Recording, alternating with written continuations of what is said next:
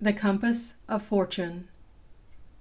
A few days after his return to New York from 20 years prospecting in South America, Alfred Layton found the following letter at his hotel: Buena Vista, Terryville on the Hudson, April 26, 1890 blank.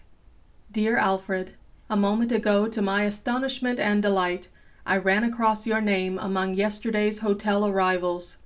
I won't waste words in telling you what pleasure this news gives me, but write at once to ask you to come up here with bag and baggage so that we may talk over old times and compare notes as to how the world has used us since we parted 30 years ago. Telegraph when you are coming, and I will meet you at the train. Yours as of yore, Melville Barrett. For a moment, after finishing the letter, Layton stood dumbfounded, his mind swiftly gathering up the threads of long-forgotten experiences and friendships. It was now almost 30 years since he and Melville Barrett had chummed together at college, but the letter and the signature were enough to recall the brilliant, luckless fellow who had been Layton's roommate during the latter's senior year. As nearly as he could remember, Barrett, in spite of his mental gifts, had never got on in the world, and, at last accounts, had gone west, where he had dropped out of sight, apparently for good and all. And now, behold, he had turned up again in the character of a landed proprietor. Had Barrett at last struck it rich? 5 hours later, when, after a drive in the well-appointed landau, through a winding avenue, the carriage stopped at a big colonial mansion, and Layton was ushered into an imposing hallway, carpeted with oriental rugs and decorated with tropical plants and curios from many lands, his mind recurred to the same question, and during the dinner that followed, served by well-trained servants in a tapestry-hung dining-room, and the hour spent examining the rare plants in the adjoining conservatory, Layton found himself varying the question by the mental inquiry, how had Barrett struck it rich? For an answer to this question, he had not long to wait. As the two men sat together before the open fire in the library, over their Havanas and after-dinner coffee, reviving the experiences of years ago, Barrett suddenly exclaimed, turning to his companion, "I suppose you are surprised to find me at last a property holder, instead of the luckless, poverty-stricken chap you used to know. Very likely you've been wondering whether I have fallen heir to a fortune." Then, hardly noticing his friend's evasive answer, he continued, "I have come into a fortune, but not through the death of friend or relative. In fact, the manner in which it was gained was so extraordinary that neither I nor the friend who shared the adventure have cared to speak about it, and people simply know that, like so many others, we struck it rich in the land of gold. But you, who were the companion of my college days, and so know that I never took any stock in the supernatural, will, I am sure, believe what I have to tell you, especially as I hold the proof. If its duplicate can be reproduced by human hands, then I am ready to accept any commonplace explanation that the maker may offer. The whole thing is as great a mystery to me today as when it happened 18 years ago. My friend Mitchell and I began hunting in the mountains of Southern California for a couple of weeks, and were returning by easy stages to the stock ranch, where we both were employed. One evening, about the third day of our journey, we made camp in one of the most picturesque spots in all that beautiful country. A deep green valley stretched before us, high snow-crowned mountains on either side, while far away down the silver stream that flowed through the valley could be seen the undulating country of the grape and orange, a full 100 miles away. Mitchell had finished his duties as cook, and we had dispatched a delicious supper of broiled venison, potatoes, and coffee, just as the sun was sinking beyond our vision. The campfire gave forth a cheery glow as we sat and smoked our pipes, recounting the day's sport, while every now and then the stillness was broken by the deep howl of a gray mountain wolf, a blood-chilling sound even to an old hunter, and thus altogether different from the bark and yelp of the coyote of the plains. 20 years ago the Sierra Nevadas were alive with game, and many a time I have sat by the ashes of our fire on a morning early and thrown stones at the inquisitive black-tailed deer, undismayed by his first sight of man. On this evening, however, after we had finished our smoke, and looked after our horses and pack mules, we rolled in our blankets, and with saddles for pillows and our heavy sombreros covering our faces, were soon asleep. My next conscious thoughts were of warmth on my face, and I sat up suddenly to find the sun just above the treetops.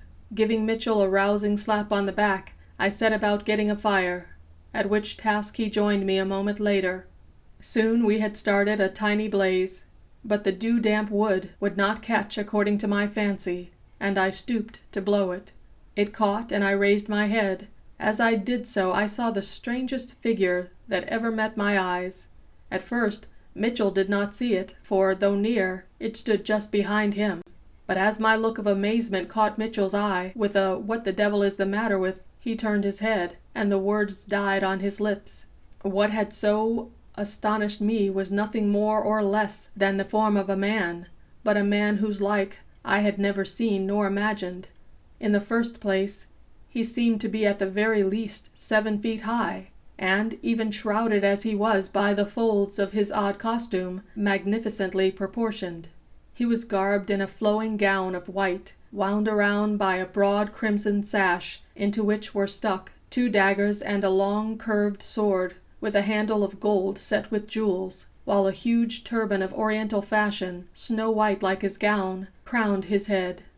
Beneath the turban gleamed 2 eyes, small but piercingly brilliant, while the lower part of the dark oval face was half hidden by his most remarkable feature, a moustache, jet black, and as long as the horns of a big steer, a comparison which its graceful curves still further suggested.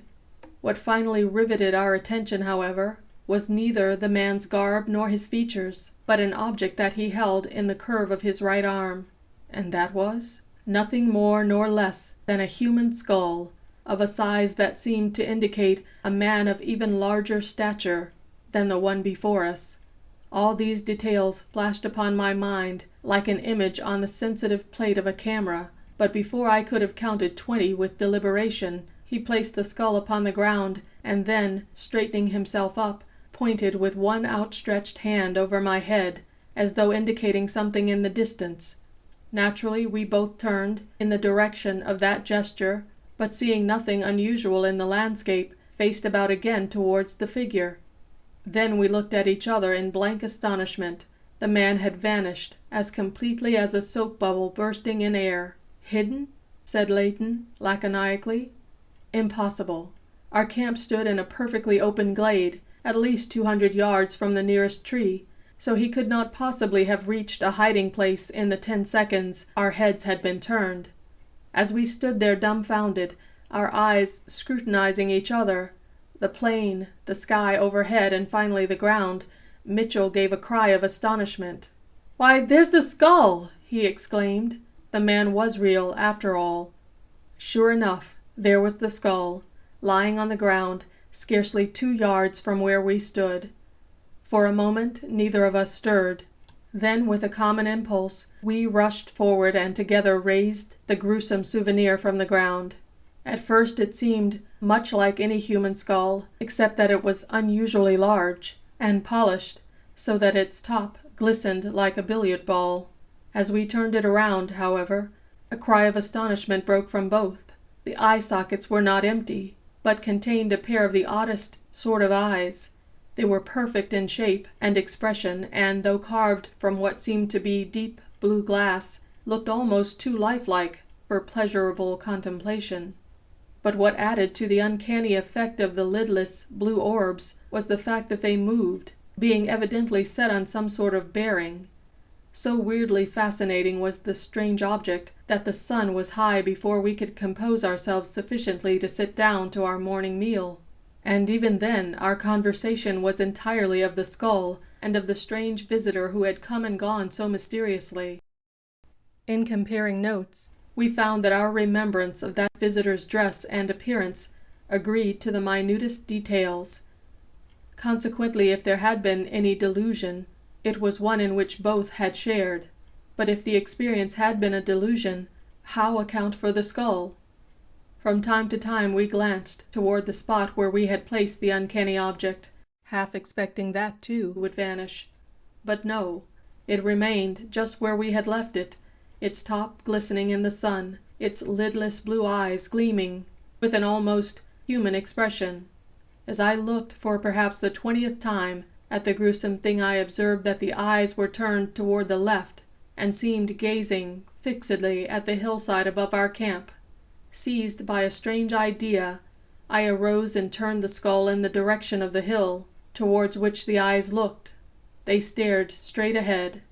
Then I turned it in the other direction, and, to my astonishment, they looked towards the right. To make sure, I slowly turned it from one side to the other, and all the while the eyes kept their gaze riveted on the same spot. I had called Mitchell to observe the experiment, and he laughingly suggested that the skull was looking for the man who brought it there and then deserted it. But I was more serious. I had an idea concerning this strange phenomenon, and was resolved to test the matter to the end. Holding the skull in one hand, I walked forward, every now and then turning the skull, whose eyes always turned in the same direction, as the needle of a compass points towards the north. I had in this manner gradually approached the hill, when it seemed as if the eyes had actually taken on a more intense gaze, and that the gaze was directed to a particular portion of the rocks, which seemed to form a small recess. I moved forward more rapidly, the eyes continuing to stare at this place until I had reached the recess itself. The next moment I found myself within a natural enclosure, surrounded on 3 sides by precipitous rock, so steep as to be almost barren of vegetation, save here and there a clinging vine. Again I looked at the skull. Beyond a doubt its deep blue eyes were directed towards a particular portion of the rocky wall, marked by a small depression shaped like a diamond. Setting the gruesome thing upon a flat rock, I purposely turned the side of the jaw toward the point where the eye had been directed, and breathlessly awaited the result. Slowly, steadily, those lidless eyes turned until they rested again on the diamond-shaped depression. "And Mitchell?" said his hearer. "Did this convince him?" "Not at first, for he remained near our fire, watching my movements still with an incredulous smile. The smile faded, however, when a moment later I called him to my side and saying, 'Watch the eyes and tell me what you think,' began turning the skull slowly around on the flat rock. The eyes held their focus on the diamond-shaped incision, and I stood up and confronted my friend. 'Well,' said he, and this time his accent indicated great agitation, 'I believe you are right, and there's some mystery here. Let's get to the bottom of it. I'll go to the camp for an axe.' 10 minutes later he returned with the only available tool we possessed, and I began hacking feverishly at the rocky wall, keeping the mark upon which the eyes were riveted as our guide. Before long we had a big slice of the rocky soil cut away, and Mitchell had just taken his turn at the work, when his axe suddenly buried itself in what seemed to be a soft shell of the rock, the momentum throwing him flat on his face. The next moment a section of the earth, quite 6 feet each way, gave way, revealing to our astonished eyes a deep excavation. In the bright light of the morning sun, which shone full upon it, lighting up its interior to the rear wall, it seemed about 50 feet inward. "A sort of cave?" said Leighton. "Yes, but one made by human hands, as we discovered as soon as we crossed the threshold. The walls were cut and carved in many curious devices, while around the 3 sides ran a shelf cut in the rock, on which reposed many bones piled in regular heaps. A glance revealed the fact that they were human bones. We were in some prehistoric sarcophagus. Presently, as our eyes became accustomed to the subdued light, we began to look about us more closely.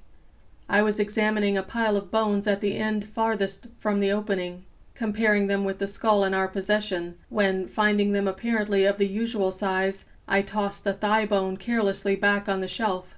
It struck the pile with more force than I had intended, and they all came tumbling to the floor. But as they fell, they revealed what appeared then and subsequently proved to be a crystal casket. It was about 18 inches long by 6 high, and a foot wide, and as I took hold of it, it moved with my hand. Carrying it to the opening, I set it down in the light. Then, for the first time, I saw that it was filled with a blue substance, whose nature I could not clearly make out, owing to the dust and dirt covering the case. Upon examining the lid, I found that it was not hinged, but simply set on over the top. A quick jerk brought it away, and there before our staring eyes lay a huge heap of blue stones, all cut and polished to a dazzling brilliancy. "Sapphires!" cried Mitchell, and his eyes bulged from his head. "Are you certain?" I asked, almost breathless from amazement. "Absolutely," he said. "Look at them," and he took a handful of the beautiful stones. "You never saw glass like that." I thought as he did, but, being no judge of such things, was not too ready to let my hopes soar, only to be dashed to earth again. There must have been at least 2 pecks of them, ranging in size from a small pea to stones as big as the end of my thumb, and all perfectly cut. Suddenly, as we stood gazing incredulously at the gleaming stones, my thoughts flew to the skull, and I ran to fetch it. As I brought it into the light, I saw that its gaze was now riveted on the casket, the lidless blue orbs seeming actually to gloat over the piles of blue stones. A new thought flashed through my mind. Could it be? Yes, undoubtedly. The eyes that we had thought only bits of blue glass were themselves sapphires, but larger and finer than any in the casket. Well, Mitchell and I were practical, first of all. As soon as we had recovered from our amazement, we made a thorough search of the cave. Finding nothing more, however, we took ourselves and our precious burdens to the camp, and that very night we started for San Francisco. "And the stones proved really sapphires?" said Leighton. "Sapphires! I should say so. The leading jewelers, to whom we showed a few specimens upon our arrival in San Francisco 2 days later, pronounced them gems of the first water, and gladly paid us $20,000 for 60 of the smaller stones. Upon parting company, we divided the sapphires equally between us, and since then I have visited every capital of Europe, in each of which the stones have been pronounced flawless." "And that's how you struck it rich?" "Yes, but so far I have converted less than half of them into money. The remainder I have placed in the casket in a New York safe deposit vault. But the skull—" As he spoke, he gestured toward an ebony cabinet just above his head. There, behind a glass door, stood a huge skull, whose lidless blue eyes, looking out toward the distant city, seemed to pierce every obstacle between itself and the casket of sapphires over which it still kept watch and ward. End of The Compass of Fortune by Eugene Shade Bisbee.